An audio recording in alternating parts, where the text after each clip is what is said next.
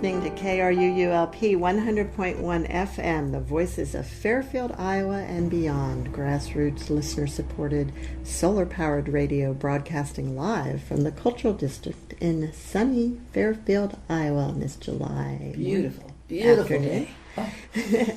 And this is Writers' Voices with Monica and Caroline. I'm your host, Monica Hadley, and with me is my mother and co-host, Caroline Kilbourn. And good afternoon, everyone, and we hope that you're enjoying this beautiful day. Yeah, we don't get too many of these in July. Sunny, bright, and under 85 degrees. Yeah, oh, wonderful. So, Mom, who do we have with us today on Writers' Voices? Today we have a gentleman, Alan Mendenhall, and he is the Associate Dean and Executive Director of the Blackstone and Burke Center for Law and Library at Faulkner University, and the author of Literature and Liberty, Essays in Libertarian Literary Criticism. That was in 2014. He has been featured in Forbes, U.S. News and World Report, Newsweek, The American Spectator, Los Angeles Review of Books, and more. He has appeared on BBC World News, Al Jazeera, and Alabama Public Television, and has a monthly show on Fox News, affiliate WFPA, 1400 AM. He's the editor of the Southern Literary Review, and this is his third book. And welcome to Writers' Voices, Alan. Hi, thank you very much for having me. Where are you calling us from today? I am calling in from Montgomery, Alabama, which is where the law school where I'm employed is located. And have you lived your whole life in Alabama? No, I have not. I've lived in Alabama since 2013. My mom is from a little town called Opelika, Alabama, and my dad is from Columbus, Georgia, and those are both pretty close to the Alabama-Georgia line, near Auburn. And they both moved to Atlanta when they were in the 8th grade, didn't know each other. Then they went to the same junior high school in the 8th grade and met each other and actually dated and went to rival high schools. They broke up after a month, went to rival high schools but sort of knew each other, and then they reconnected as freshmen at Auburn University and started dating and got engaged before they graduated and got married after they graduated. So I'm sort of returning back to my roots a little bit by returning to Alabama. And Auburn University is a big part of your family's roots, according to one of the essays in here. It is, yeah. My mom's family is the Glenn family, and the Glenn family was instrumental in the founding of East Alabama Male College, which was the predecessor to Auburn University. Auburn's a land, sea, and space grant university, but it began as a land grant university, and it was Alabama Polytechnic Institute, and before it became Auburn University in the 1960s. And so my family history runs all the way back to the beginning of Auburn. I actually live in Auburn now and work in Montgomery, and those two cities are about an hour apart. And you received your PhD in English from Auburn University. I did. I received my PhD in English at Auburn, which ensured that I got written into the family will. Well, you took the long way around on that road, didn't you? Well, I tell you what, I'm not sure if my brother's even in it, because when he was a freshman in college, we went to an Auburn Georgia Tech game, my dad and I did, and we sat up in the upper deck, and my brother was a freshman at Georgia Tech, and Auburn played Georgia Tech, and Georgia Tech won that game. We watched my brother jump over the fence and storm the field, and my dad was none too happy. So I actually am very happy that occasion took. I may get my brother's portion of the will after that. Oh, wow. So, Alan, how did this is of Bees and Boys, Lines from a Southern Lawyer is the book we're discussing today. We usually give the title right up front. Yeah. It's Of Bees and Boys. It is a book of essays, a fairly slim book of essays, not too challenging to get through. And all of these essays had been published elsewhere previously, correct?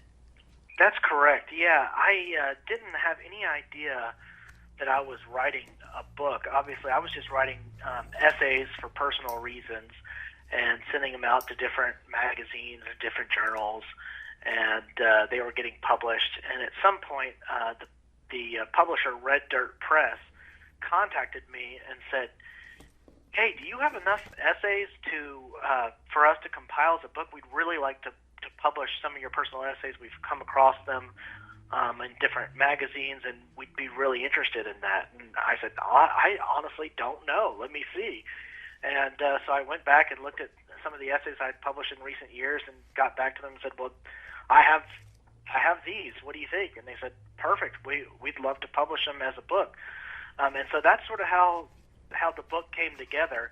Interestingly enough, there's enough of a through line between the essays that they fit together fairly well as a single text.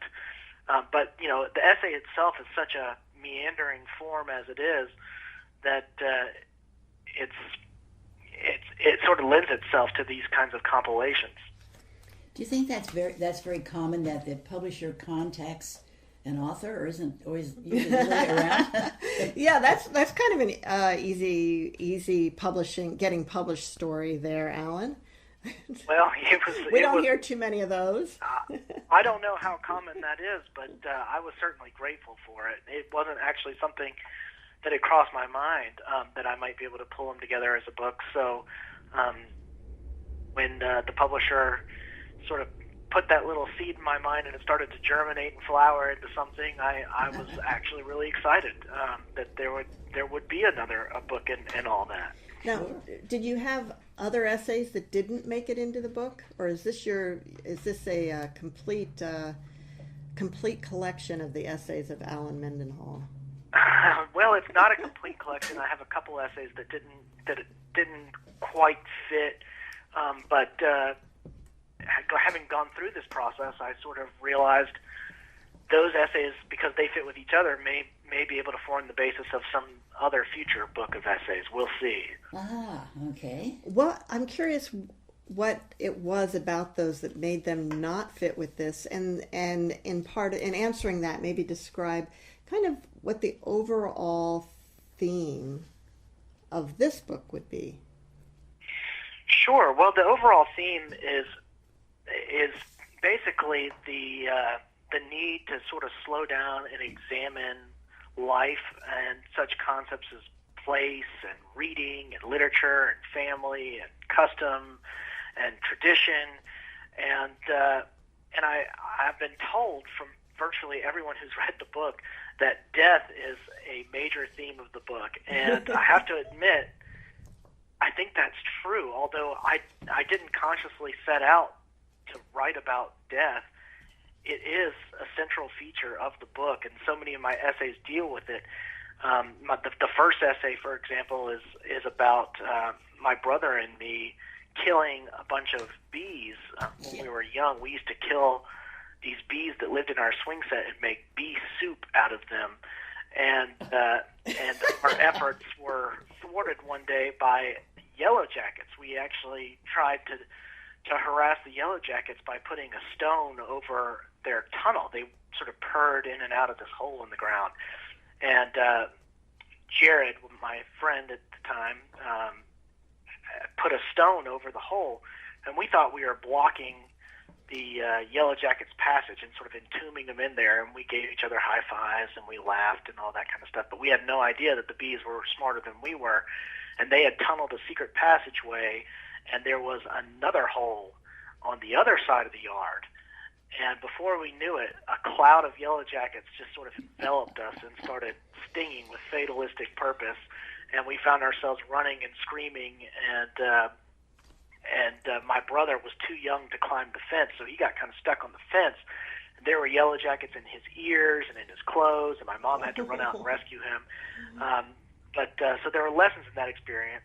And then there are other essays that deal with, for example, my cancer diagnosis when I was in my young 20s, and talking about the memories of my grandfather before he passed away, and talking about a possum that when I was young I attempted to kill as a young child, and trying to make sense of that story, why I would have done that when I was so young, what would have possessed me to try to do that. So it is, I think death is one of those inevitabilities that we all face, and it's one of the commonalities we share as human beings. And too often in this era, we like to, compartmentalize it, push it off to the side, pretend it doesn't exist. We almost train ourselves into delusion that it's not going to happen to us.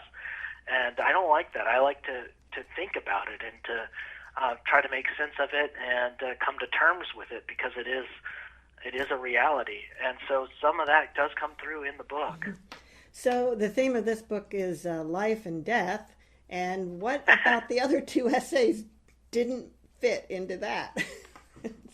Well, yeah, because I guess everything that happens between life and death experience, right? So you would think that would be a pretty broad category. Well, one of the essays that didn't make it in was on Harper Lee's book, Go Set a Watchman. And I know there's a chapter in here about Harper Lee. Actually, the chapter that's about my grandfather is also about Harper Lee, because he grew up with her and with Truman Capote and had a lot of stories to share about that experience. And the reason I thought it didn't quite fit is because the purpose of that essay was somewhat different. The purpose of that essay was to reflect on Harper Lee's rendering of Atticus Finch, the sort of controversial rendering of him that is at odds with his portrayal in To Kill a Mockingbird. My argument in that essay is actually that the two Atticus Finches aren't actually so separate as we might think, that the Atticus Finch of To Kill a Mockingbird and the Atticus Finch of Go Set a Watchman could very easily be the same person in a historical situation, that we don't have to think of them as two people, even if they are two characters of two different novels, that it wouldn't be impossible for someone like that to have existed.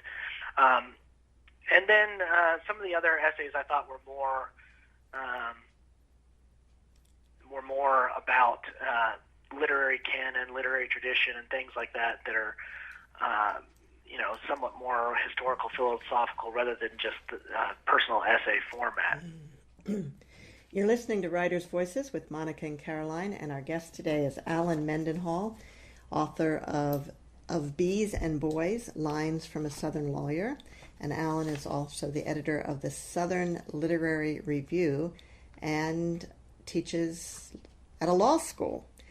So that's kind of an unusual combination, isn't it? A lawyer who writes literary criticism?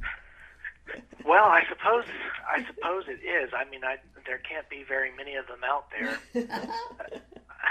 I know lawyers tend to write a lot. Doesn't necessarily mean that what they're writing is all good, but I've heard it said that a lawyer writes more in his or her career than a novelist does, and that probably is true as far as just the sheer amount of emails and memoranda and briefs and all the writing that goes into practicing law. But I think the two professions lend themselves well to each other. I think part of being a good lawyer is being able to tell a good story, whether you are briefing a case or presenting an argument before a jury. You need to tell a story, and in that respect, I think the two professions are complementary. That's right. In the first essay about the bees and the boys, isn't it interesting that those Yellow Jackets knew who it was that blocked their entrance? It really is interesting, and actually, I wish I knew a lot more about insects. There's certain things in life that you want to go back and research and learn about, but you just don't have the time. Mm-hmm. And frankly, this is one of them. I took the time to write this essay, but I never took the time to go back and read why that happened. What makes Yellow Jackets do this? Do Yellow Jackets often build nests, or was this sort of a unique thing? And then there were it was a different kind of bee that was living in the swing set that we used to smack with our shovels and make bee soup out of. Who did you feed the bee soup to? Those were.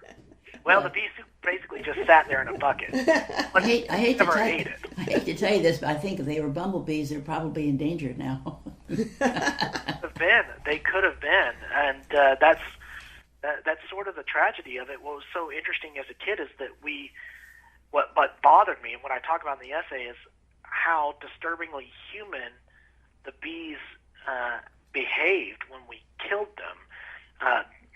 the bees that we first smacked with our shovels would just be littered across the ground, little bee corpses.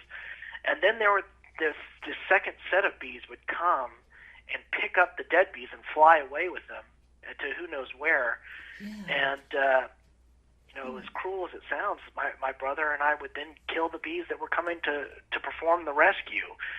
I don't know, maybe we just wrote it off as all bees are our enemy kind of thing, and we just wanted to kill whatever bees we saw because we perceived them all to be a threat, no matter whether they were or not. But that's part of what writing essays involves, is trying to figure out why you did something in the past. Mm-hmm. Right. And to examine really the strangeness of our own personal experiences. I think essays are an attempt to organize the fragmentation and disarray of ordinary experience in our own past. Alan, how long have you been writing essays? That's a good question. I don't think I really know the answer to it either. I know at least since 2006 or 7, I think that's when some of these essays first began. But I would imagine when I was young, I can recall writing a lot of stuff that was just sort of throwaway scribbling. So in that respect, I guess as long as I can remember, I've been writing. But writing at a publishable professional level has been about a decade or so. What the essay format is kind of a specific format. What are sort of the general rules of writing a publishable essay? Well, the thing I like about the essay is it sort of throws the rules out the window. I mean, in high school, when students are learning how to write, their high school teacher will tell them, okay, you need a first paragraph with a thesis statement that has 3 parts, and then your next 3 paragraphs are going to substantiate that thesis statement, and then you're going to have a conclusion, and you've wrapped it up. It's going to be nice and tidy, and that's it. That's the formula. But the essay as a genre, as a form of creative nonfiction, actually defies conventions. It's usually written with a tone and a voice that are intimate and personal, as if the author is conveying confidential information to the reader, when the reality of the situation is that the seemingly private thoughts are being broadcast to a mass audience, to any potential reader that is out there. But I think the essay is part anecdote, it's part philosophy, it's basically just thinking on paper. The great essayists like Montaigne, William Hazlitt, Charles Lamb, Wendell Berry, Thoreau and Emerson, Jonathan Franzen, and in our current moment, they all address an idea and sort of go on tangents and digressions. The essay is diversionary, and that way it's kind of fun to just walk through the mind of an essayist, to read along with him or her as they just explore, rather than make a conventional argument that's supposed to be succinct and cogent. The essayist, it could go in any direction. It's almost like being inside of someone's head. At any given moment, we have different tensions and different thoughts that just go all over the place. And when you're reading good essayists, you get to kind of go all over the place with the author and experience it with him or her. But the best part is that it's not book length. They're short and concise, and that's really good. Yeah, I think that's one thing. That's one thing that's fun about collections of essays is you can, throw them down on the kitchen table and read someone's chapter here, read a chapter there, or throw it on the back of a toilet seat or something, and people can grab it, read a chapter, and you read one chapter, you're done, and you don't miss the rest of the book. You can start at any page, start at any chapter, and read, and I think that's fun too. Yeah, and come back to it 6 months later, and you don't have to come back. Try and figure out where you haven't missed a plot. Yeah. Yeah. Right. Yeah. Yeah. Well, Alan, I think this would be a good time to ask you to read from one of your essays, so the audience can really get a feel for your essay style. Well, thank you. I'd be happy to do that. Since we've been talking about the Bees and Boys essays, I think I'll read from that if that's okay with you. Absolutely. Okay. My brother Brett and I were polite but rambunctious children who made a game of killing bees and dumping their carcasses into buckets of rainwater. Having heard that bees, like bulls, stirred at the sight of red, we brandished red plastic shovels, sported red T-shirts, and scribbled our faces in red marker. All these shovels, not longer than arm's length, and light too. So light, in fact, that we wielded them with ease, as John Henry wielded a hammer or Paul Bunyan an axe. The bees had a nest somewhere within the rotting wood of our swing set. Monkey bars made of metal triangles, much like hand percussion instruments, dangled from the wooden frame above. When struck or rattled with a stick, these replied in sharp, loud tones, infuriating the bees, a feisty front line of which launched from unseen dugouts. These deployments, though annoying, were easily outmaneuvered. Brett and I swatted them to the ground with our shovel heads. Mortally wounded, they twitched and convulsed, moving frantically but going nowhere. All except one bee, valiant as he was pathetic, wriggling toward his nearest companion, his mane posterior dragging in the dirt. Not much for voyeurism, I relieved him of his misery. Then Brett and I whacked the littered lot into tiny bee pancakes. Meanwhile, the defeated community, convening somewhere in the wood, commissioned its combat medics. Fat, steady-flying drones that hovered airborne over the dead and then descended, slow and sinking like flying saucers. The medics would, when we lit them, carry off their dead to an undisclosed location. I couldn't watch this disturbingly human ritual, so instead I annihilated the medics too. They were easy targets, defenseless, and as they kept coming in battalions of 10 or 11,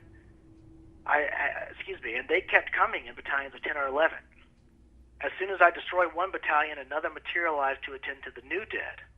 Unlike the frontliners, the medics didn't try to sting. They just came to collect, but I wouldn't let them. Neither would Brett. Eventually, they quit coming. That, or we killed them all. Bees are funny creatures. Unlike birds, they have two sets of wings.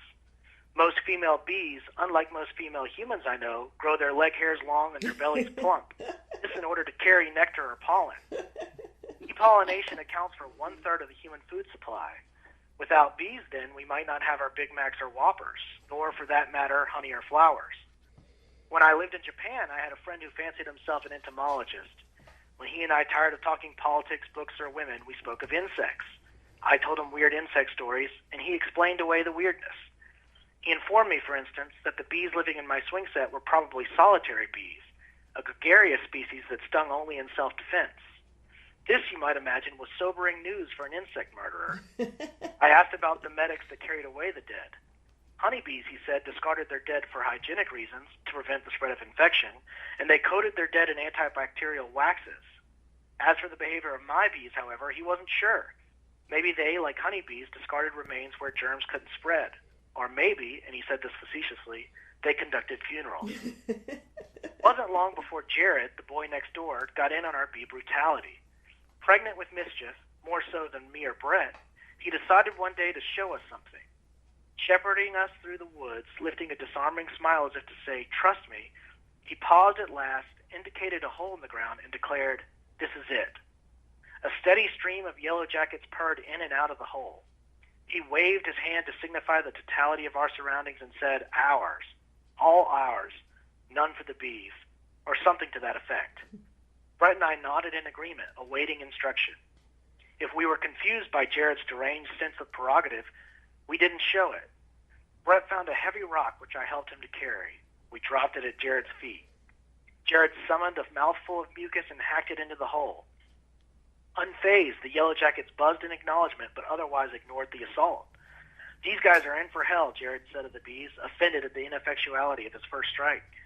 He anchored his feet and bent over the rock, which he heaved to his chest and, leaning backwards, rested on his belly. Then he staggered a few steps, stopped, and, his face registering another thought, dropped the rock to the ground. "Spit on it," he ordered. Brett and I, obedient friends that we were, doctored the rock in spit. Then Jared undertook to finish the job he'd begun.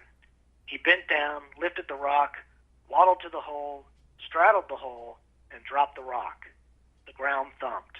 A small swirl of dust spiraled into miniature tornadoes that eventually outgrew themselves and became one with the general order of things. "That'll do it," Jared said, clapping his hands together to dry the spit. The colony, its passage blocked, was trapped both inside and out. Those unentombed bees, rather than attack, simply disappeared. We rejoiced in our victory. Jared pantomimed conquest, pretending to hold an immense and invisible world, Atlas-like, over his shoulders. Brett danced. I was so busy watching Jared and Brett that I can't remember what I did. We didn't know that Yellow Jackets engineered nests, tunneled hidden passageways, and backup exits, nor did we appreciate what the tiny zealots were capable of. It started with trifling harassment, a slight circling buzz, reconnaissance probably. Then I felt the first sting. Looking down, I saw a yellow jacket curled like a question mark bearing into my leg. I spanked it dead. It looked angry, something in the way it moved. I heard Brett scream, then Jared, then saw the ubiquitous cloud of yellow jackets rising in the air, moving as one unit, enveloping us with fatalistic purpose. My ears filled with the steady drone of thrumming wings. Then, as happens in moments like this, moments of panic, moments when one feels he's lost control, feels some other faculty taking over, I submitted to a greater power, which stiffened the muscles of my neck and arms, sent contractions through my calves and thighs like spasms moving me forward, making me to run. The house, my house, once far away, a small square, growing larger and larger until at last it became a complete, reachable form. The door, my safety, announcing its presence, telling me to hurry, hurry. Ahead was a fence. I'd have to jump it. I measured my strides for the leap, which miraculously I achieved with the slight assistance of my palms upon the fence top. I found the doorknob, dove into the kitchen, flung off my clothes. The drone wouldn't go away. But where was Brett? Not here. Where was he? Just then came a voice. "Alan, what in God's name?" And then Mom was beside me, horrified, her eyes growing 3 times their normal size. And then she was gone again. Somehow I was back at the door, looking outside at the yard, at Mom battling the fleet of yellow jackets, at Brett stuck on the fence top, screaming, his face flushed red, his arms leaking blood. Was that blood or a sore? I couldn't tell. Mom deposited Brett in the kitchen, stripped him naked, called the doctor. Tweezers. I remember tweezers. Yellow jackets were in his ears and mouth. They were everywhere. Outside, they continued ramming their bodies into the window. I looked out. One hovered there. It looked at me. I looked at it. Insect and man, sizing each other up. In light of these memories, I can't help but sense that, no, on account of their nature and characteristics, these are not the affirmative, happy creatures of some Wordsworthian lyric, that they're too much like us for armistice or reconciliation, that, in fact, we will never see the last of them, never see the last of us. They will live on, as will we. Let the boys at them and they at the boys. That's how it ought to be. So alike are the two that it's hard to tell who has the advantage of intelligence. I learned, those many years ago, before the profundity of it all struck me, that wounds can teach the tragic lessons of ignored similarities. If nothing else, I have come to admire bees for their tenacity and courage in the face of insurmountable power. Theirs is a world of flux, disorder, and death. Their body is a weapon, one that, once used, terminates everything. Boys war with bees, bees war with boys, just another kind of outdoor game, one on the side, except no one can say else. Not in this game. In this game, there is only one ending. Even in victory, the bees lose. It may take a man to fully understand, and it might just take bees or something like them to make a man. That was Alan Mendenhall reading from Of Bees and Boys, Lines from a Southern Lawyer. You know, I think really animals, insects, birds, they know they can think better than we think they can. Look at a squirrel. I mean, you know, it amazes me. Behold the squirrel. It amazes me yeah, why don't you write more about squirrels? Those are interesting. They're interesting creatures. Yeah, it's interesting. And actually, I recall in the essay about my grandfather, he used to take a BB gun and shoot the squirrels off the bird feeder because he thought that the squirrels had too much of an advantage when it came to the feeder. Mm-hmm. Then one day he shot a squirrel and actually hit it, and it knocked the squirrel down, and he thought he had killed the squirrel. It was just lying there on the ground, and he went and was going to collect it or see whether it had been hurt. And then the little thing came to, shook its head, and bounded off into the woods. And my grandfather that day took his BB gun and put it back up in the closet and didn't take it out again. Wow. In case people are interested, squirrels do not like a certain kind of nut that I give my birds, safflower seed. Oh, interesting. Safflower seed. They will not touch it. Wow. Yeah, so I have one feeder That's full of how safflower. I'm now taking notes. No kidding. It's and they sell it at they sell it at Menards and places like that. So it was interesting. I was really tickled to find out because I have trouble with Right. I had bought Mom a bird feeder once that was supposed to be squirrel proof. Yeah, it is. I still use it. Okay. It if a squirrel gets on it, it tips it over. Yeah. And they hang on though. Oh, no. Just had a cat named Shakespeare. He met an untimely death recently, but Shakespeare would always get the birds from our feeder. I don't know how he did it. It didn't seem possible. I never actually saw him do it. But I would always see little birds on our back doorstep, and they were beautiful birds. It was such a shame. Oh. We just sort of collected them. Eventually, we just had a bird feeder full of seed and no birds because birds were smart enough to know, don't go to that yard. Yeah, some people put collars with bells on the cat to warn the birds. Is that what the bells are for? A little bit of a Houdini as well. He would always end up losing those things, but we tried that. Oh. Wow. My neighbor had a cat once, and one day I looked out and it was sitting under my bird feeder, just sitting there waiting for the birds. Just sort of crouched down like a...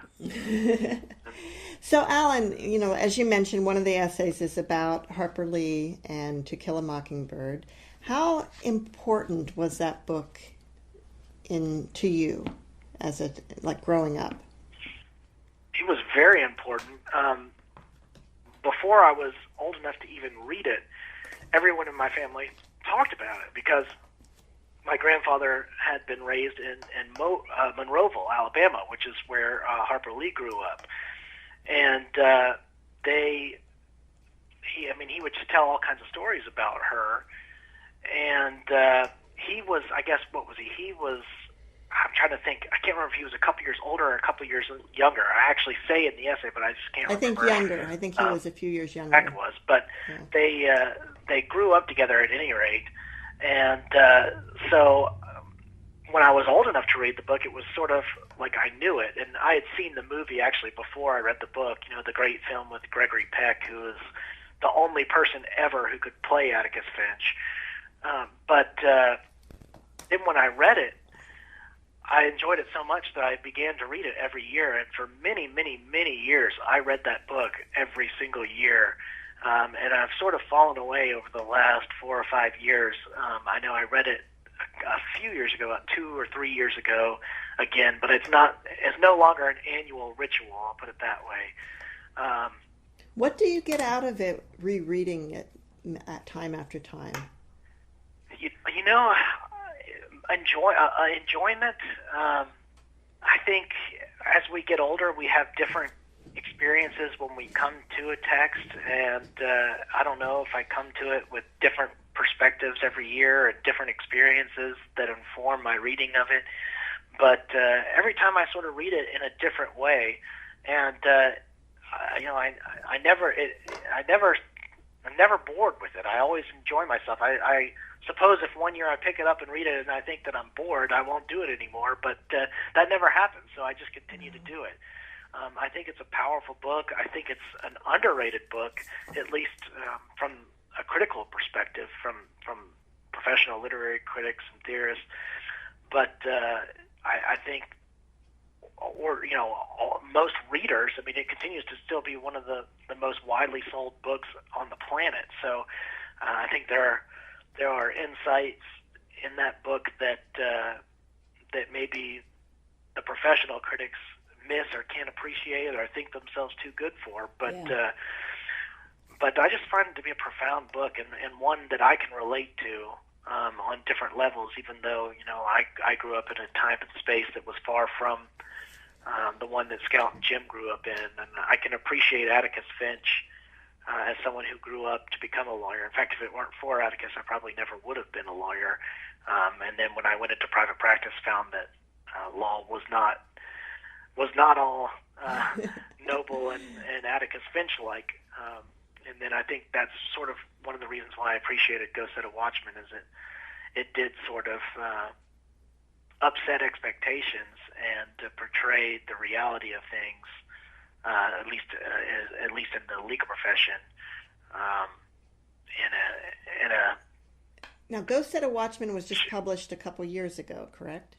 That's correct. And yes. This was more than 50 years after To Kill a Mockingbird? I believe that's correct. I don't know the exact number of how many years, but that strikes me as being at least around the right amount of time. Yeah. And it was after Harper Lee's. Was she still alive at that point? No, she had passed away, and there was some controversy about whether the book should have been published, whether she intended it to be published. And whether it was of the right quality, whether there was a reason why it had not been. And I'm trying to remember. I did read it and I liked it. I don't remember exactly what it was about, other than that it was Scout, slightly older, correct? She's 26 in the book. And she comes back from New York, back to Maycomb, Alabama. Maycomb's the fictional town, which my grandfather would have told you is just a version of Monroeville, Alabama. And frankly, there's not much of a plot. I mean, the story basically involves Scout's relationship and dealings with her dad, Atticus Finch, and with her Uncle Jack, and with a suitor named Henry. And she's sort of shocked about, race relations in the South, shocked about the way her dad looks to her. She no longer sees him as she saw him when she was a child. And so part of the reason why I think that Go Set a Watchman is not a bad book is that if you put it side by side with To Kill a Mockingbird, you realize that, okay, you have this narrative that To Kill a Mockingbird is from the perspective of a child Scout. Now, the actual narration of To Kill a Mockingbird is a little more complicated by the fact that it shifts and changes. But at any rate, when you get to Go Set a Watchman, you have the more adult reality. You have an adult who's a little more jaded, a little more disenchanted, but also a much wiser Scout who's able to see the layers of complexity to Atticus, and who's able to not elevate him to an impossible level of virtue that nobody could attain in real life. So that's why I sort of appreciate the novel. It's like William Blake's Songs of Innocence and William Blake's Songs of Experience. The To Kill a Mockingbird may be the Songs of Innocence, and Go Set a Watchman might be the Songs of Experience. That's not to say, obviously, To Kill a Mockingbird deals with very intense situation involving Tom Robinson and very fraught race complexities and challenges, but the narrator is able to color those experiences and in a way that is more childlike in To Kill a Mockingbird. And now, if I recall, a little bit. Sorry, go ahead. Didn't Harper Lee? She originally wrote the Watchmen book first. There's some theory about that. That's correct. Yes. Yeah, I believe she wrote the Watchmen book first and couldn't get it published, and then she started writing on the To Kill a Mockingbird. And actually, the story, as I understand it, is that when she first took the manuscript of To Kill a Mockingbird to Lippincott Publishers, they said, well, this is a nice collection of short stories, but it's not a novel. Go back and give it a through line, give it some sort of continuity between chapters.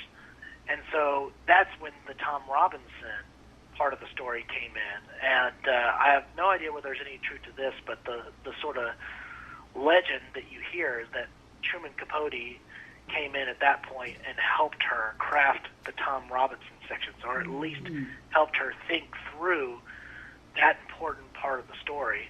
And that gave the book, obviously, a much graver subject matter, because it's set against the backdrop of the civil rights era. Was when the book's published. The plot takes place much earlier than the civil rights era, but the book's publication is during the civil rights era.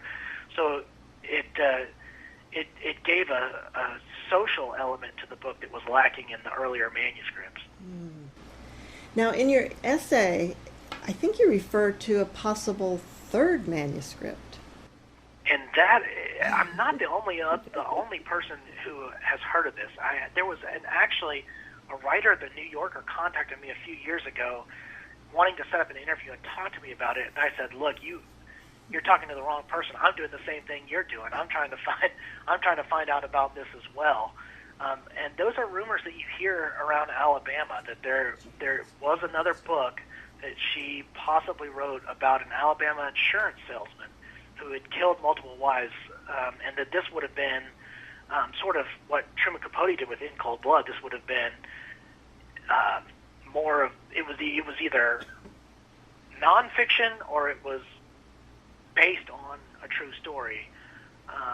So I don't know whether that manuscript exists, but it is one of those things that among certain circles you hear whispers about. So maybe one day some scholar or some fortunate person will happen across it, and we'll have another manuscript, but I just don't know for sure.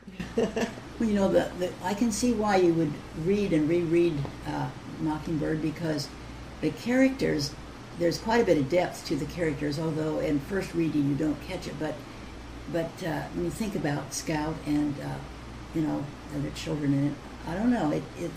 There's something in there that you just want to know. You want to know more about them, really.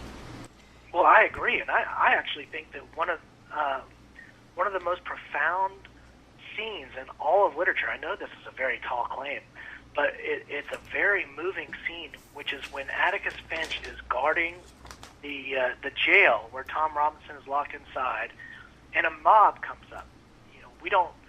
We're not actually told that it's KKK, but it's implied. Mm-hmm. And they tell Atticus, move out of the way. They're going to go in there and lynch Tom Robinson.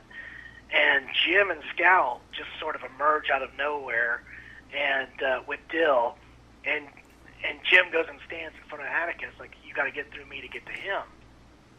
Well, then Scout is so childlike and innocent that she sees in the crowd the dad of one of her peers, Mr. Cunningham, and she says, "Hey, Mr. Cunningham, how you doing? Don't you remember me? I'm a friend of your boy." And yeah. Mr. Cunningham is so moved by that moment that he tells the rest of the crowd, "All right, guys, let's get out of here. This is," and the crowd disperses. So the crowd, which would not back down to Atticus, backs down. It just, the innocent questioning of a child who doesn't realize the enormity or the gravity of that situation. Right. Mom, did you teach To Kill a Mockingbird in English? In No, your I don't English think class? so. No. I don't think so. But it is one of my favorite books, and I love the movie. And of course, as he says, Yeah, Gregory Peck is magnificent. Person for that role. There couldn't be anybody else. I can't imagine any kind of remake of that movie because no one else could be Gregory Peck. But nope. The other essay that I really liked was you teaching in prison. Yeah, let's talk about that a little bit. Sure. Yeah. Well, there was a program through Auburn University. This was when I was getting my PhD, that allowed you to teach in prison, and I did. I went through that program. It's actually a state prison called Elmore Correctional Facility. I don't think I ever identified it in the essay, and maybe I'm not supposed to. I don't know, but I just did. And we won't tell. We won't tell. It's just the three of us, right? Right. But I taught a literature course. It was called Literature and Comedy. And the first day I had a ton of students show up. And then I think they realized that I wasn't funny. And so there were only a few students. They thought this was, when they heard there was going to be a class on comedy, I think they thought this was going to be just kind of stand-up or something. But we were instead reading everything from Shakespeare to Beckett to Oscar Wilde, and examining comedy as a genre. And yes, humor is a part of that genre, but it's not stand-up comedy. It's not yuck humor. In fact, one of the sort of darker days of class was when I decided to teach Waiting for Godot, and I'm not really sure why I decided to teach that book in prison. For those who aren't familiar with the plot, basically you have two characters that are sitting there waiting for Godot, who never comes. And I had one of the prisoners pull me aside after class and say, "Hey, I appreciated what you were trying to do. You're trying to show us that there are different types of comedy, but that one was just a little bit too much for those of us who have to actually live in here, because we are waiting for Godot, and Godot just never comes." And that affected me. That was a powerful moment. So if I ever taught the class again, I probably would not teach that play. But at the same time, maybe the fact that prisoner came and pulled me aside to tell me that showed that he got something out of the book. Literature is meant to be powerful. It's meant to have an effect on you. And clearly it had an effect on him. So maybe the play did what it was supposed to do.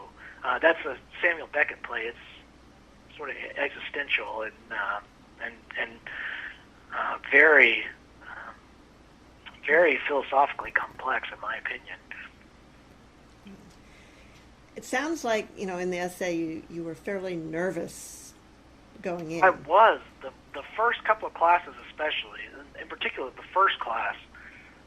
But then, I sort of got a groove, and I don't remember if I mentioned this in the essay or not, but I showed up one day to teach, and there's like a little holding cell. I call it a holding cell. I don't know what it really was, but it's just a little sort of cinder block room, and you're the only person in it. But it was the room that I had to go through in order to get into the yard, and the yard led to the chapel, which is where the class was.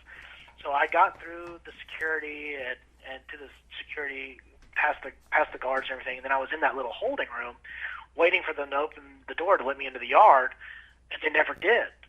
And I was teaching Shakespeare's Twelfth Night on that occasion, and I sat in that room for about 3.5 or 4 hours. Whoa. Having no idea what was going on outside, why I was in there. Should I go and knock on the door? What do you do in prison? Is it okay to try to open the door? Am I on camera? I didn't know. You don't know anything like that. So I just sat there and figured that somebody knew I was in there, because you have to sign in and leave your ID at the front. But I found out later, the next week, that in fact I do talk about this essay. Now I remember that I do talk about that. But the students in the class told me, well, what happened is there had been a stabbing, and that had happened about the time I guess I showed up. And so the prison went on lockdown, and I just was stuck in this holding room waiting. Well, eventually they let you out, right? I'm sorry? Eventually they let me out. I'm not calling from there, so I'm out. But, it was just kind of a strange thing. And what was interesting to me about that experience, among other things, was that the students were so apologetic the next class. They were embarrassed that it had happened. And it was as though the experience were a reflection upon them. And I did get that sense during that class that a lot of them wanted to show me that they weren't bad people. You know, it was like they wanted to prove something to me. And I never quite knew what to make of that. I mean, part of the reason I wrote the essay was to try to figure out, why did I do that? Why did I teach in prison? It's clearly not something that, you know, you add to your resume that makes you get your next job. So that couldn't have been it. You know, wasn't really the career thing I got at. Why would I do that? Was I just curious? Was this a bad impulse to have? Was I being something of a voyeur, or just trying to go in there and figure out what life is like behind bars where you can't escape? Or was I trying truly to help people? And I think it was a little bit of all those. You know, it's tough to reduce intents and purposes to one thing. I mean, if we're being honest, I think we're all just swirling with contradictions and multiple reasons for the things we do, and it's hard to say that there is just one thing. And I think that's true about my experience in prison. I think there were probably multiple competing reasons for doing it, and the reason I wrote the essay was just try to tease those out and make sense of them, and really see if there was something that I could get out of the experience. I mean, in that respect, maybe teaching was something of a selfish thing. I wanted to learn something. I wanted to get something out of it, and I think I did. But if you ask me now what I got out of it, it may be something different than what I'd say in 5 years, and it may be something different from what I would have said 3 years ago. Because I just think that we are all evolving in our views, and you know, there's of course, all memory is selective and partial anyway. So, well, Alan, it's with interesting. The limitation of memory. Yeah, it's interesting that you say that, because I had a conversation. I'm trying to remember who it was with just a few days ago about charitable acts. If they're done for selfish reasons, does that make them less good? Yeah. I think it's a good question. It's one that Emerson addresses in Self-Reliance. I'm a big fan of Ralph Waldo Emerson, and he sort of suggests that the answer is no to that question. But yeah, I mean, motives are really where the answer to that lies, and we can't know the motives of other people, so it does make that an interesting and perplexing question. It does, and of course, in our legal system, intent has a big impact on the punishment that we feel is appropriate. Depends on intent. I agree, and especially in criminal. I mean, in criminal law, you have 4 elements to a crime. You've got actus rea, mens rea, causation, and then damages.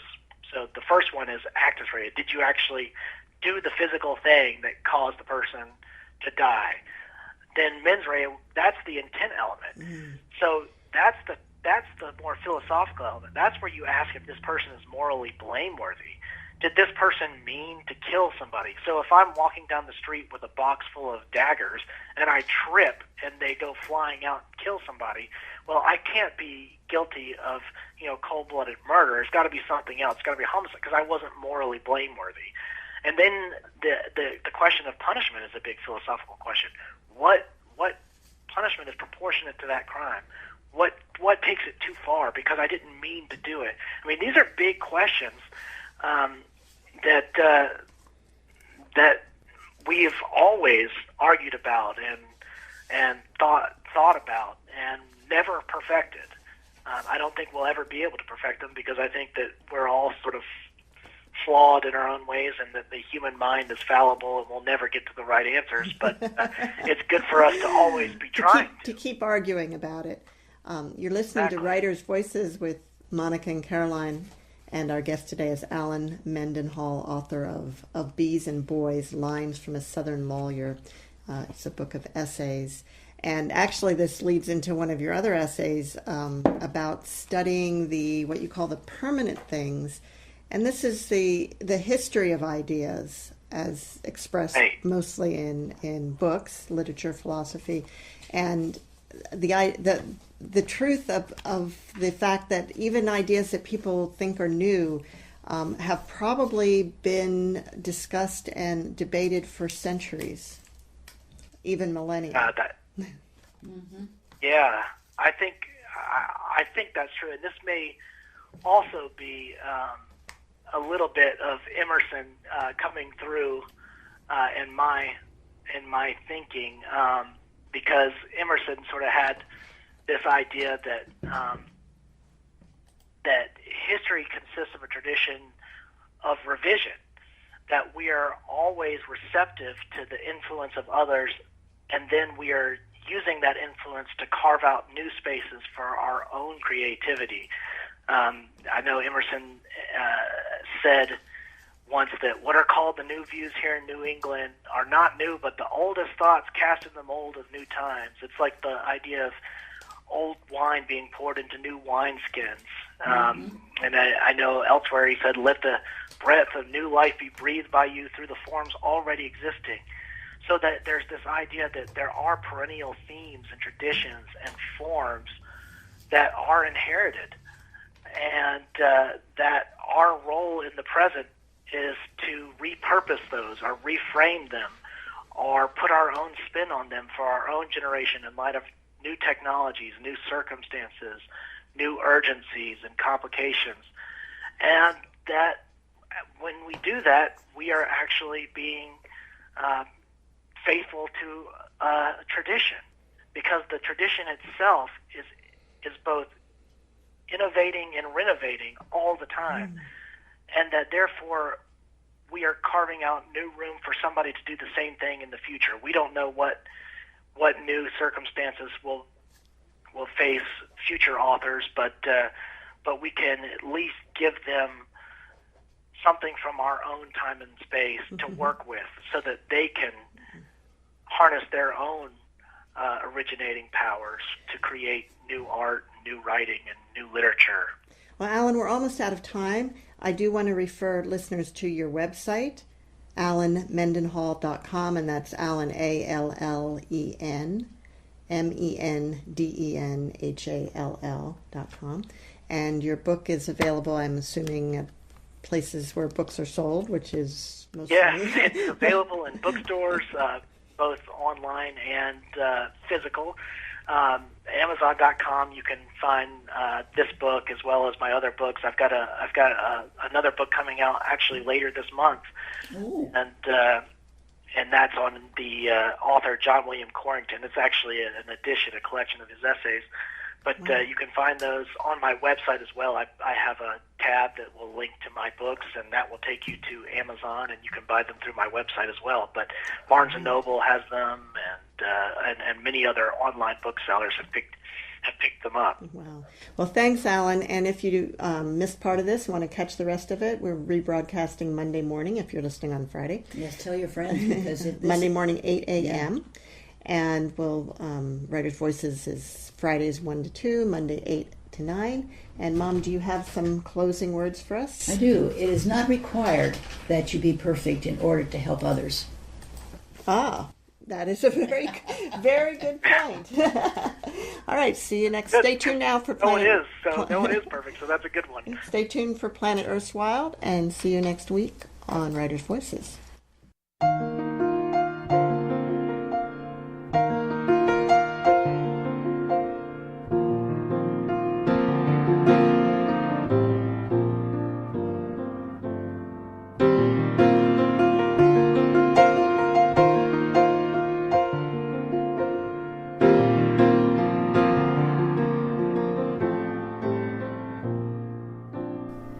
Writers' Voices is hosted, produced, and engineered by Monica Hadley, Caroline Kilbourn, and Shemaine Montana.